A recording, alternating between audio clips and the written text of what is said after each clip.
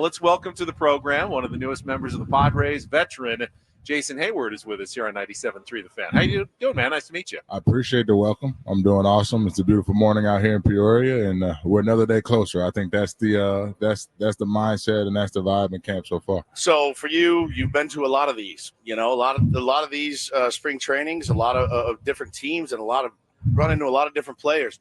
When you get the call and find out there's interest with the San Diego Padres, kind of tell us how that went for you. Padres had interest, I feel like midway, quote unquote, through the offseason, but I think everyone got to see it. Baseball fans, baseball players, this is, I feel like, one of those premier destinations right now. You see it throughout my career, especially this is year 16. Wow. When the Padres have an opportunity to be good, that's one of the places you want to be. So that was my mindset. But AJ reaching out, a couple of people in the front office reaching out saying we have interest, but we also have to see how some things play out. And, as we're doing our due diligence through the rest of the league and seeing what opportunities might come about, this was a unique offseason. Like a lot of times there's filler space that, front offices say, hey, we want to see what we can do with trades, this and that, free agent wise. But this was actually like holding true. A lot of free agents, of course, there's still a lot of guys out there, but also a lot of trade potential. So, just an exciting phone call, exciting opportunity when I heard Padres had interest. And you talked about premier destinations, and as much as we don't like the Dodgers here in San Diego and on this program, it is a premier destination.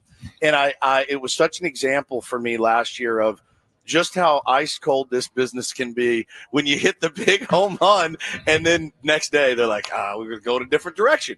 I mean, yes, you have 15 years of the league at that time. Still can't feel great, when you're contributing and helping a team win. And I know you're going to get a World Series ring this year from them, and that's really special. But it that moment for me in particular, I went, my God, man, we got to keep remembering how these guys are human and how this business can be nasty. Absolutely. It's 100% a business. I think the quicker you learn that, the better, especially for some of the young guys coming on the scene who are doing a lot of good for this game and bringing in this new era. At the same time, you got to go about your process. You've got to show up every day, of course, like pushing to win. You want to be in that opportunity. A franchise who's, making their best mark on each day and impacting and getting the best 9 players on the field. At least LA was open in conversation and in communication with me, and then let me know how it went. It came down to crunching numbers on who's going to be there longer term, who may not be, and I had to go about my separate way and figure out what was next for me and my family. We've talked to so many big leaguers over the years, and they kind of make reference to it in the movie Moneyball. That after a while, you're a professional in this business. You just want to hear it straight. You don't want to be kind of looking over your shoulder and maybe hearing whispers and this and that. Nick Castellanos said it this offseason. He said he heard he was rumored. He just called the GM and said, "Are you trading me? I just want to know." And he said, "No, I'm not. I'm not trading you." And for a guy with as much experience as you have in the league, is that true? You just be straight with me. Let me know I can handle it. I'm a big boy. That's what you would prefer. You would prefer someone to be straight with you. I feel like in any job, that's what you would hope to have happen, especially one like this one, performance-based on the field. But even then, like the amount of time I've had now, I understand they might be being straight with me in that moment. They may get a phone call they're not expecting to get from someone. Yeah. Right? I think a great example of that is a Craig Kimbrell and, Justin B.J. Upton coming over here, I think the day before opening day in 2015, where Atlanta's like, no chance we're trading our guy. They get a phone call, we're making that trade. Yeah. So I just think keeping an open mind, appreciating the opportunities of where you are in the moment. A lot of guys ask me about, the many franchises that I played for now, the winning cultures. Timing's everything. If you get an opportunity to be a part of an organization who's in that moment of attempting to win right now, attempting to win today, then that's really all you can ask for. And a chance to win a ring means a lot. No doubt. I think that's the kind of like the big piece that I also try to share with people. What's it like to win a ring? Hell of a lot of sacrifice, hell of a lot of people being disappointed on a daily basis in a certain sense, but also the overall goal is to win that ring at the end of the year, and it takes every bit of that as well. We're talking to Jason Heyward, and there are a couple of guys here that have one or two. Xander, Joe won one with Houston. They talk about bringing in guys who've won World Series before, not just the Dodgers, but of course you won the one with the Cubs. What can you do, though, in terms of, you have to kind of live it as well. You can't just tell guys how to win a World Series. They have to go through it themselves to get there. That's a great point. You've got to go through it yourself. You have to live it. It's a blur. It's a blur. When it's all said and done, you're the team that holds a trophy. It's a blur. But I think, and I'm sure like Joe can attest to this, even Bogey. But when you're in that game 7 in a World Series, when you know there's no tomorrow, that's what your whole season's based on. Like, hey, we got another chance tomorrow. Keep fighting, keep fighting. When you have no tomorrow, I think that's a whole nother thing that opens up and you tap into. But all in all, it is about the process. It is about the expectation. Some teams come into it with their pick to win it. Some teams come into it and they're the Cinderella story. But I just think all in all, any opportunity you have to feel that moment, to get into October, you got to be in the dance to win it.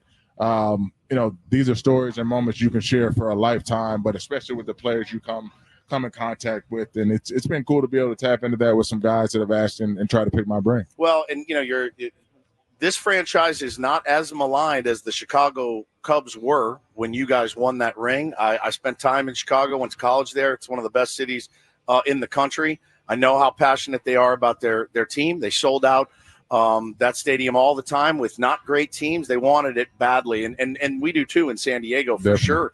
To win it for them, and then of course to the speech. Everyone talks about the speech that you gave, the rain delay. I mean, that I didn't really have. I was rooting for the Cubs because I was there, but the feeling of having a rain delay in a freaking World Series game and having to go back out and go out and win a ball game after what had just happened to Aroldis Chapman. I mean, it was the highest drama World Series in many, many years. The World Series will disappoint from time to time. Absolutely. That one did not. That one was as nerve-wracking. I can't even imagine what it was like to be a part of it. Like you said, it's a blur, but I'm sure the older you get and you reflect on it, you realize how special that was for that city. 100%. I guess starting with the rain delay, when I think about it now, the pitch clock, good luck. Yeah, good luck. Getting that in. And even if there's no rain delay, on my mind, I'm thinking, well, at least I have a chance, that day in 2016 to say something before we get back on the field. But right now, you don't have that opportunity as well. So, it was just timing was everything. I felt like that was the first time I had seen all year where that group could really use, hey, let's remember who we are. Let's not forget that. Like, we've looked at every challenge we've taken on all year long. The mood was pretty down. The mood was down, and I think when something like that happens, a safety squeeze, someone's called to do something like that no one's thinking about, which is also what made Joe special. But when you have a guy who's already hit a home run in the game and Javi Baez off of a cutter pitcher and Kluber, same situation with Shaw right there, 3-2. That's just something no one was expecting, right? Like, we can all say, hey, maybe Javi strikes out, maybe Dex flies out, lines out, whatever. That's something we can see the failure we're expecting. But just getting back on that rain delay situation, I was just like, let's just check in. Let's remember who we were, who we are.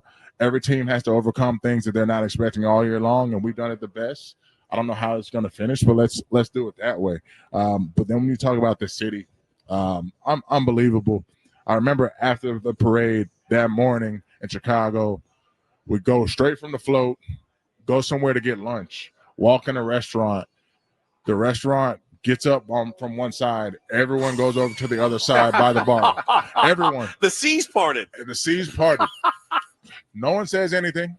They get up, look at us, go to the other side, and say, hey, you guys go sit over here. You got it. Come on. Quick applause, and then, you guys go have that moment. No one came over there and bothered. No one came over there and bothered us. Of course, the people, the waiters, waitresses, everything, make sure we had a great experience. But that was the beginning of seeing the appreciation and the generations of people who said, thank you guys for getting this done for us. Yeah, I mean, there's great, people out there watching the Cubs for 70 years, and never got that close. And to be able to win it, that city was electric. Jason, we look forward to watching you with the Padres this season. Appreciate you sitting down for a couple of minutes. I don't know why, but I feel like we're the supposed professional radio announcers. You sound more like a DJ than we. You actually do. Have you thought about it? Smooth 92.1 FM or something. I know. I know you still want to play, and you got gas left in the tank. But have you thought about life after baseball? No, I appreciate that. I think you guys have way more experience from this vantage point and perspective and tapped into the vibes that San Diego is going to bring at Petco Park. Looking forward to experiencing that in person. But no, life after baseball, I have 2 boys now. Messi is my oldest / my youngest, my wife V and I. The thoughts have crept in there just based on teams may not be interested any longer. But winning solves everything in my mind. So I think whatever is next, I'm just going to look to win, look to be competitive, and whatever that space happens, baseball, non-baseball, I want to do my best to be competitive and win. And there's a spot. There's a spot, and you've got young guys challenging for it, and you got veteran guys challenging for it. Kind of how do you feel going into it? 16 years in the big leagues, you're like, I'm back competing for a spot in left field. 100%.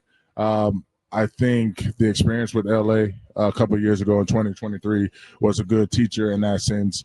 But to be honest, like, I've been there before. Yeah. Coming into this at 20 years old, first time in the major leagues, like, I know what it's like to compete for a spot. Come in, obviously be respectful, help other guys around you grow, but I've got work to do. I think the big thing at this point early in camp is make sure I take care of my body, make sure I'm not trying to chew off everything in one bit, and for the long run, get the reps in, go compete, and make adjustments day to day and keep working towards that. Because once you have something to shoot for, feedback based on how games are going, how practice is going, you kind of gel all that together, and then you put together a camp that says I'm ready to go compete and help a team win. Jason, appreciate it. Thank you for sitting down with us. Thanks so much.